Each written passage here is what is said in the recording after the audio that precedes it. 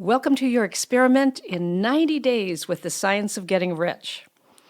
Hi, this is Mary Morrissey, and many years ago, when I wanted to completely change my relationship with abundance, and my friend Bob Proctor said, here's what I want you to do. I want you to read chapters 4, 7, 11, and 14 in the science of getting rich, Mary, and do it for 90 days. If you miss a day, you got to start over, because this is the only way that we can impress your subconscious mind with an abundance mindset. All of us get trained in a condition-based mindset, and it's very difficult to change decades of programming without a concerted, focused, repetitive effort. And so I said, great, I'll read it for 90 days, and I meant to do that. And for about the first 56 or 7 days, I did exactly what he told me to do. I read chapters 4, 7, 11, and 14 every single day. And then a day came and went, and the next day, about midday, I went, oh my gosh, I completely forgot to read yesterday. It wasn't that I didn't want to read, or it wasn't even that I thought about reading and then put it off. I simply never thought about it that day. And then I realized after 56 or 7 days, my pattern was getting disrupted enough that it kicked in a little more energy to keep the pattern in place of the major dominant mindset I'd been operating with for a very long time that had produced levels of success, but not the extraordinary levels that I wanted to move to. So I realized I needed some external support to help me, and I just got some sticky notes, and I put a sticky note with SGR, Science of Getting Rich, on it, where I brush my teeth, where I turn out my lamp at night, on my computer, so that places I would normally be in the day, I would be prompted to remember. And then I did 90 days in a row. And over the years, I've taken 90 days many times, usually once a year, to continue to deepen, expand, and grow my awareness that every single one of us, by our birthright, is meant to live connected to an infinite source.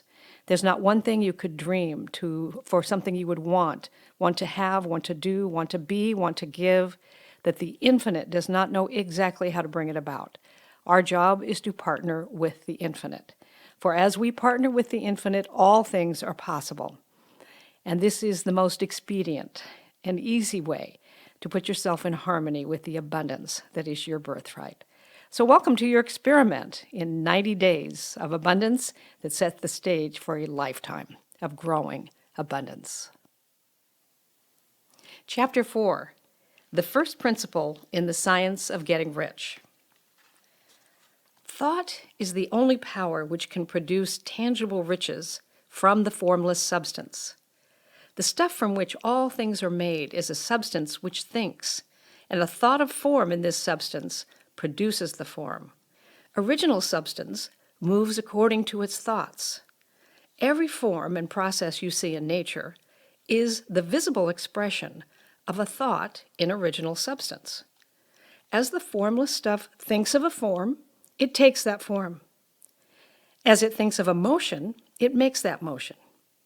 That is the way all things were created. We live in a thought world, which is part of a thought universe.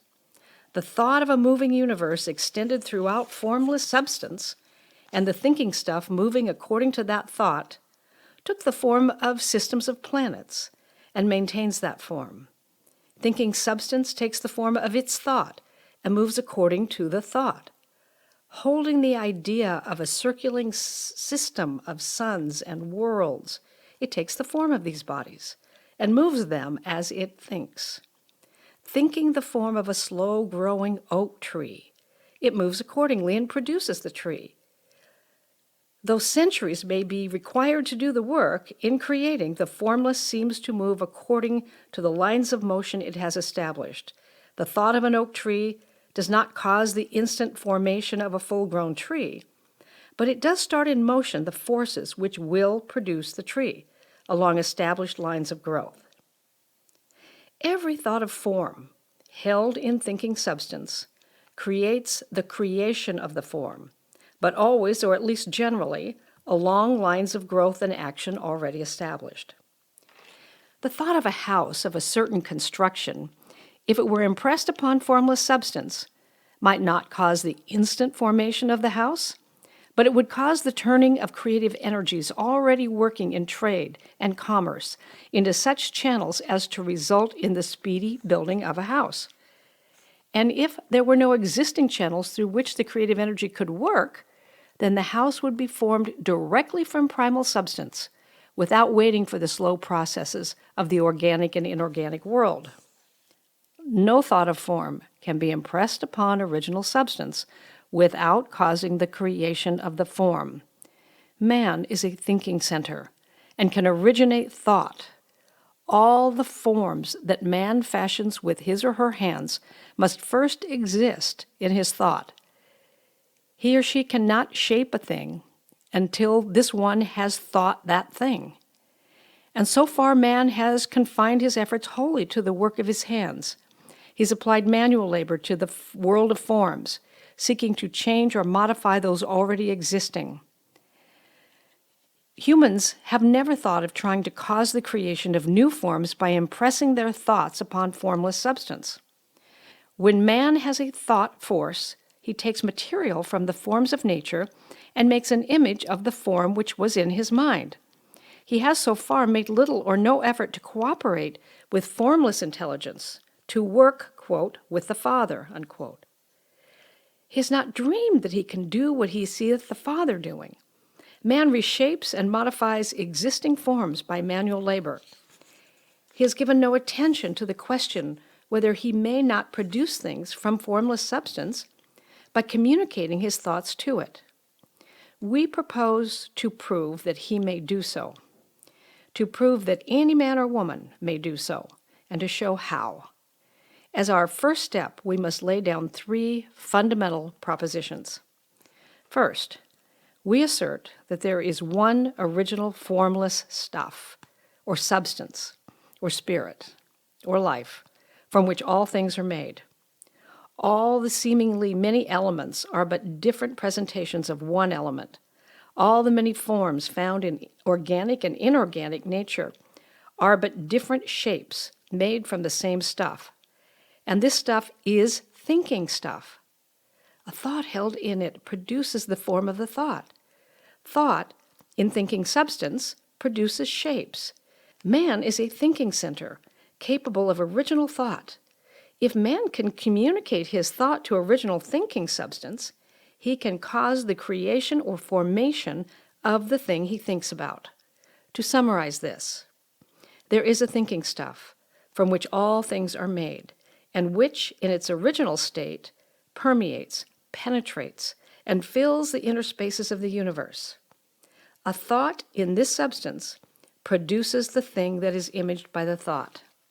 Man can form things in his thought, and by impressing his thought upon formless substance, can cause the thing he thinks about to be created. It may be asked if I can prove these statements, and without going into details, I answer that I can do so, both by logic and experience. Reasoning back from the phenomena of form and thought, I come to one original thinking substance. And reasoning forward from this thinking substance, I come to man's power to cause the formation of the thing he thinks about. And by experiment, I find the reasoning true. And this is my strongest proof. If one man who reads this book gets rich by doing what it tells him to do, that is evidence in support of my claim. But if every man who does what it tells him to do gets rich, that is positive proof until someone goes through the process and fails. The theory is true until the process fails, and this process will never fail. For everyone who does exactly what this book tells him to do will get rich. I have said that men get rich by doing things in a certain way, and in order to do so, men must become able to think in a certain way. A man's way of doing things is the direct result of the way he thinks about things. To do things in a way you want to do them, you will have to acquire the ability to think the way you want to think. This is the first step towards getting rich. To think the way you want to think. This is the first step toward getting rich. To think what you want to think is to think truth regardless of appearances. Every man has the natural and inherent power to think what he wants to think. But it requires far more effort to do so than it does to think the thoughts which are suggested by appearances. To think according to appearance is easy. To think truth regardless of appearances is laborious and requires the expenditure of more power than any other work man is called upon to perform. There is no labor from which most people shrink as they do from that of sustained and consecutive thought. It's the hardest work in the world. This is especially true when truth is contrary to appearances. Every appearance in the visible world tends to produce a corresponding form in the mind which observes it, and this can only be prevented by holding the thought of the truth. To look upon the appearance of disease will produce the form of disease in your own mind and ultimately in your body unless you hold the thought of the truth, which is that there is no disease. It is only an appearance, and that reality is health. To look upon the appearances of poverty will produce corresponding forms in your own mind, unless you hold to the truth that there is no poverty. There is only abundance. To think health when surrounded by the appearances of disease, or to think riches when in the midst of the appearances of poverty, requires power. But he who acquires this power becomes a master mind. He can conquer fate, and he can have what he wants. This power can only be acquired by getting hold of the basic fact which is behind all appearances. And that fact is there is one thinking substance, from which all and by which all things are made. Then we must grasp the truth that every thought held in this substance becomes a form, and that man can so impress his thoughts upon it as to cause them to take form and become visible things. When we realize this, we lose all doubt and fear. For we know that we can create what we want to create. We can get what we want to have. We can become what we want to be. As a first step towards getting rich, you must believe the 3 fundamental statements given previously in this chapter. And in order to emphasize them, I'll repeat them here. There is a thinking stuff from which all things are made, and which in its original state permeates, penetrates, and fills the inner spaces of the universe. A thought in this substance produces the thing that is imaged by the thought. Man can form things in his thought, and by impressing his thought upon the formless substance, can cause the thing he thinks about to be created. You must lay aside all other concepts of the universe than this monistic one. You must dwell upon this until it is fixed in your mind and has become your habitual thought. Read these creed statements over and over again. There is a thinking stuff from which all things are made, and which in its original state permeates, penetrates, and fills the inner spaces of the universe. A thought in this substance produces the thing that is imaged by the thought. Man can form things in his thought, and by impressing his thought upon formless substance, can cause the thing he thinks about to be created. Read those creed statements over and over again, fixing every word upon your memory. Meditate upon them until you firmly believe what they say. If a doubt comes to you, cast it aside as a sin or an erred thought. Do not listen to arguments against the idea. Do not go to churches or lectures where the contrary concepts of things is taught or preached. Do not read magazines or books which teach a different idea. If you get mixed up in your faith, all your efforts will be in vain. Do not ask why these things are true, nor speculate as to how they can be true. Simply take them on trust. The science of getting rich begins with the absolute acceptance of this faith. In summary, Chapter 4 speaks to the source of all things. There is a thinking stuff. Call it energy, call it life. It's intelligent, it's responsive. A thought. You and I are the intermediary between the infinite and the finite. We have been given the capacity for original thought. We can choose our thoughts. A thought that is uplifting, impressed in this substance, can produce the thing that is the image of the thought I'm thinking. A thought that is limiting, constrictive, and fearful and frightful can produce and will produce the image of the thing that's congruent with that thought. We have been trained to think in accord with conditions and think that when the condition changes, then I can feel better or have more, looking to conditions as source.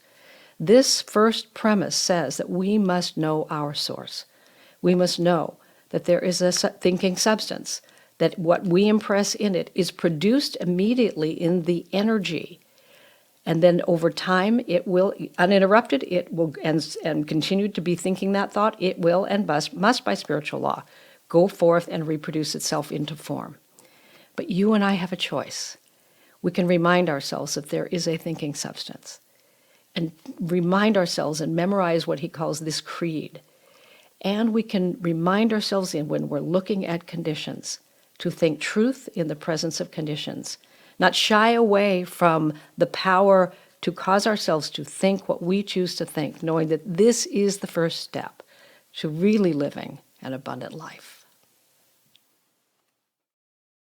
Chapter 7, Gratitude.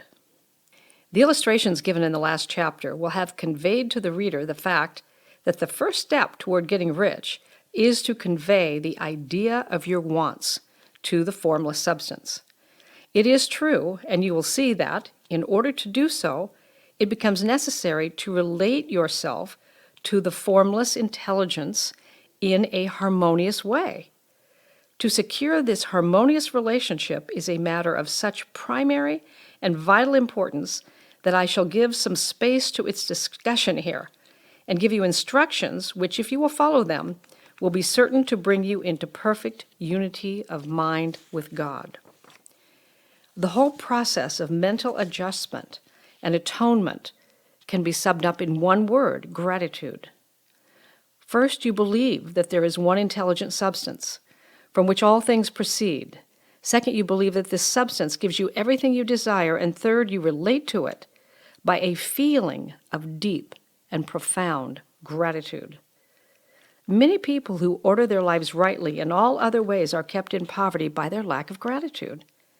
Having received one gift from God, they cut the wires which connect them with Him, with the substance, by failing to make acknowledgement.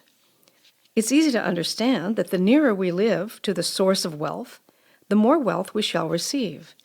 And it's easy also to understand that the soul that is always grateful lives in closer touch with God than the one which never looks to Him in thankful acknowledgement. The more gratefully we fix our minds on the Supreme when good things come to us, the more good things we shall receive, and the more rapidly they will come. And the reason simply is that the mental attitude of gratitude draws the mind into closer touch with the source from which the blessing comes. If it is a new thought to you that gratitude brings your whole mind into closer harmony with the creative energies of the universe, consider it well, and you'll see that it is true. The good things you already have come to you along the line of obedience to certain laws. Gratitude will lead your mind out along the ways by which things come, and it will keep you in close harmony with creative thought and prevent you from falling into competitive thought. Gratitude alone can keep you looking toward the all and prevent you from failing into the error of thinking of the supply as limited, and to do that would be fatal to your hopes. There is a law of gratitude, and it is absolutely necessary that you should observe this law if you are to get the results you seek. The law of gratitude is the natural principle that action and reaction are always equal and in opposite directions. The grateful outreaching of your mind in thankful praise to the Supreme is a liberation or expenditure of force. It cannot fail to reach that to which it addressed. And the reaction is an instantaneous move towards you. Draw nigh unto God, and He will draw nigh unto you, is a statement of psychological truth. And if your gratitude is strong and constant, the reaction in formless substance will be strong and continuous. The movement of the things you want will be always towards you. Notice the grateful attitude that Jesus took, how He always seems to be saying, I thank Thee, Father, that Thou hearest me. You cannot exercise much power without gratitude, for it is in gratitude that keeps you connected with power. But the value of gratitude does not consist solely in getting you more blessings in the future. Without gratitude, you cannot long keep from dissatisfied thought regarding things as they are. The moment you permit your mind to dwell with dissatisfaction upon things as they are, you begin to lose ground. You fix attention upon the common, the ordinary, the poor, the squalid and mean, and your mind takes the form of these things. Then you will transmit these forms or mental images to the formless, and the common, the poor, the squalid, and the mean will come to you. To permit your mind to dwell upon the inferior is to become inferior, and to surround yourself with inferior things. On the other hand, to fix your attention on the best is to surround yourself with the best, and to become the best. The creative power within us makes us into the image of that to which we give our attention. The creative power within us makes us into the image of that to which we give our attention. We are thinking substance, and thinking substance always takes the form of that which it thinks about. The grateful mind is constantly fixed upon the best. Therefore, it tends to become the best. It takes the form of or character of the best, and will receive the best. Also, faith is born of gratitude. The grateful mind continually expects good things, and expectation becomes faith. The reaction of gratitude upon one's own mind produces faith, and every outgoing wave of grateful thanksgiving increases faith. He who has no feeling of gratitude cannot long retain a living faith, and without a living faith, you cannot get rich by the creative method, as we shall see in the following chapters. It's necessary, then, to cultivate the habit of being grateful for every good thing that comes to you, and to give thanks continuously. And because all things have contributed to your advancement, you should include all things in your gratitude. Do not rage against corrupt politicians. If it were not for politicians, we should fall into anarchy, and your opportunity would be greatly lessened. God has worked a very long time and patiently to bring us up to where we are in industry and government. And God is going right on with his work. There is not the least doubt that God will do away with plutocrats, trust magnates, captains of industry, and politicians as soon as they can be spared. But in the meantime, behold, they are all very good. Remember that they are all helping to arrange the lines of transmission, along which your riches will come to you, and be grateful to them all. This will bring you into harmonious relations with the good in everything, and the good in everything will move toward you. And so in summary, Chapter 7, gratitude is the frequency that's harmonious with abundance. Jesus said, with God, all things are possible. And Wallace D. Wattles tells us in this chapter, by exercising a conscious gratitude, not because we agree with everything, not because we want everything we see in the world, certainly not all the things we see, are we grateful for them, but we can be grateful in this life, regardless of things. And by exercising our right to live in gratitude, a no matter what gratitude, we move in concert with how God moves. We now have an unyielding conscious awareness of source. And it is that true source, not circumstances. It is that true source, not people. It is that true source that is the line of the stream of the abundance that pours into the images we're holding of the life we love living, the difference we make, the work we produce, the families we raise, the health we enjoy, the difference, the philanthropy we give, the very life that is growing and expanding in every single way and every single day. And gratitude is the stream that connects us to the source from which all things come. So let us be grateful.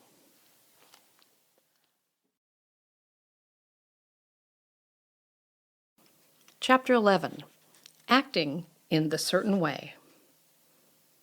Thought is the creative power, or the impelling force, which causes the creative power to act. Thinking in a certain way will bring riches to you, but you must not rely upon thought alone, paying no attention to personal action. Thought is the rock upon which many otherwise scientific metaphysical thinkers meet shipwreck, the failure to connect thought with personal action. We have not yet reached the stage of development, even supposing such a stage would be possible, in which man can create directly from the formless substance without nature's processes or the work of human hands. Man must not only think, but his personal action must supplement his thought. By thought, you can cause the gold in the hearts of the mountains to be impelled toward you, but it will not mine itself, refine itself, coin itself into double eagles, and come rolling along the road seeking its way into your pocket. Under the impelling power of the Supreme Spirit, men's affairs will be so ordered that someone will be led to mine the gold for you. Other men's business transactions will be so directed that the gold will be brought toward you, and you must so arrange your own business affairs that you may be able to receive it when it comes to you. Your thought makes all things, animate and inanimate, work to bring you what you want, but your personal activity must be such that you can rightly receive what you want when it reaches you. You are not to take it as charity, nor steal it. You must give every man more in-use value than he gives you in cash value. The scientific use of thought consists in forming a clear and distinctive mental image of what you want, in holding fast to the purpose to get what you want, and in realizing with grateful faith that you do get what you want. Try not to project your thought in any mysterious or occult way with the idea of having it go out and do things for you. That is wasted effort and will weaken your power to think with sanity.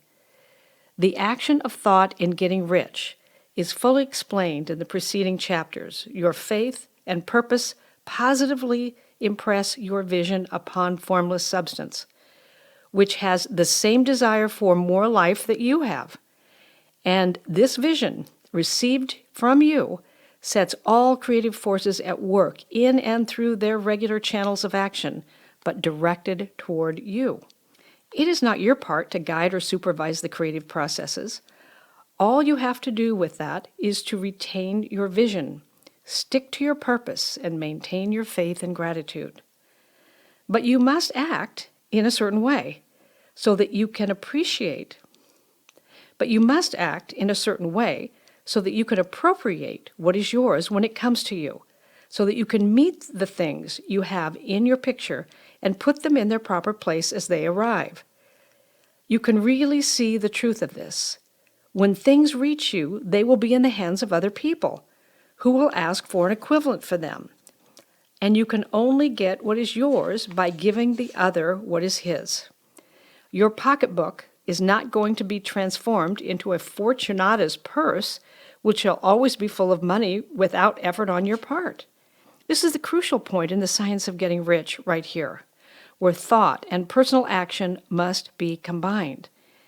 There are very many people who consciously or unconsciously set the creative forces in action by the strength and persistence of their desires, but who remain poor because they do not provide for the reception of the things they want when it comes. By thought, the thing you want is brought to you. By action, you receive it. One more time. By thought, the thing you want is brought to you. By action, you receive it. Whatever your action is to be, it is evident that you must act now. You cannot act in the past, and it is essential to the clearness of your mental vision that you dismiss the past from your mind. You cannot act in the future, for the future is not yet here. And you cannot tell how you will want to act in any future contingency until that contingency has arrived. Because you are not in the right business or the right environment now, do not think that you must postpone action until you get into the right business or environment. And do not spend time in the present, taking thought as to the best course in possible future emergencies. Have faith in your ability to meet any emergency when it arrives. If you act in the present with your mind on the future, your present action will be with a divided mind and will not be effective. Put your whole mind into present action. Do not give your creative impulse to original substance and then sit down and wait for results. If you do, you will never get them. Act now. There is never any time but now, and there never will be any time but now. If you are ever to begin to make ready for the reception of what you want, you must begin now. And your action, whatever it is, must most likely be in your present business or employment, and must be upon the persons and things in your personal environment. You cannot act where you are not. You cannot act where you have been, and you cannot act where you're going to be. You can only act where you are. Do not bother as to whether yesterday's work was well done or ill done. Do today's work. Do not try to do tomorrow's work now. There will be plenty of time to do that when you get into it. Do not try by occult or mystical means to act on people or things that are out of your reach. Do not wait for a change of environment before you act. Get a change of environment by action. You can so act upon the environment in which you are now as to cause yourself to be transferred to a better environment. Hold with faith and purpose the vision of yourself in the better environment, but act upon your present environment with all your heart, with all your strength, and with all your mind. Do not spend any time in daydreaming or castle building. Hold to the one vision of what you want and act now. Do not cast about seeking some new things to do or some strange, unusual, or remarkable action to perform as a first step toward getting rich. It is probable that your actions, for at least some time to come, will be those you've been performing for some time past. But you are to begin now to perform these actions in the certain way, which will surely make you rich. If you are engaged in some business and feel that it is not the right one for you, do not wait until you get into the right business before you act. Do not feel discouraged or sit down and lament because you are misplaced. No man was ever so misplaced that he could not find the right place, and no man can ever become so involved in the wrong business that he cannot get into the right business. Hold the vision of yourself in the right business with the purpose to get into it, and the faith that you will get into it and are getting into it, but act in your present business. Use your present business as the means of getting a better one, and use your present environment as the means of getting into a better one. Your vision of the right business, if held with faith and purpose, will cause the Supreme to move the right business toward you, and your action, if performed in a certain way, will cause you to move toward the business. If you're an employee, a wage earner, and feel that you must change places in order to get what you want, do not project your thought into the space and rely upon it to get you another job. It will probably fail to do so. Hold the vision of yourself in the job you want, while you act with faith and purpose on the job you have, and you will certainly get the job you want. Your vision and faith will set the creative force in motion to bring it toward you, and your action will cause the forces in your own environment to move you toward the place you want. In closing this chapter, we will add another statement to our syllabus. There is a thinking stuff from which all things are made, and which in its original state permeates, penetrates, and fills the inner spaces of the universe. A thought in this substance produces the thing that is imaged by the thought. Man can form things in his thought, and by impressing his thought upon formless substance, can cause the thing he thinks about to be created. In order to do this, man must pass from the competitive to the creative mind. He must form a clear picture of the thing he wants. Hold this picture in his thoughts with the fixed purpose to get what he wants, and the unwavering faith that he does get what he wants, closing his mind to all that may tend to shake his purpose, dim his vision, or quench his faith. That you may receive what you want when it comes, you must act now upon the people and things in your present environment. Summary of Chapter 11. The desire and action must go together, acting in the certain way. Certainty has two meanings here. It is a particular way, and it is with a feeling of certainty. In the same way that I wire my house in a certain way for the flow of electricity, and as I wire it in a certain way, I have certainty that it will work because I'm wiring it to code. And what he's describing here is the code of how the infinite and you download an image into form. You and I are the intermediary, but not just the thinking intermediary. We are the acting, the hands and the heart and the feet and the movement of that energy. And so by our doing what we really can do with what we have from where we are, thinking of being the person living the life we've imagined, while we're doing the work we're doing today, while every action we're taking today, pouring great love toward the amplification of that action being part of the progression of my life into the forms I'm holding in my mind. We can't act in the future, we can't act in the past. The time we can act is in this sacred moment called here and now and today. You and the infinite, in a holy relationship of bringing your dream into reality today. And we do that with gratitude. Chapter 14, the impression of increase. Whether you change your vocation or not, your actions for the present must be those pertaining to the business in which you are now engaged. You can get into the business you want by making constructive use of the business you are already established in, by doing your daily work in a certain way. And insofar as your business consists in dealing with other people, whether personally or by letter, the key thought of all your efforts must be to convey to their minds the impression of increase. Increase is what all men and women are seeking, as it is the urge of the formless substance within them, seeking fuller expression.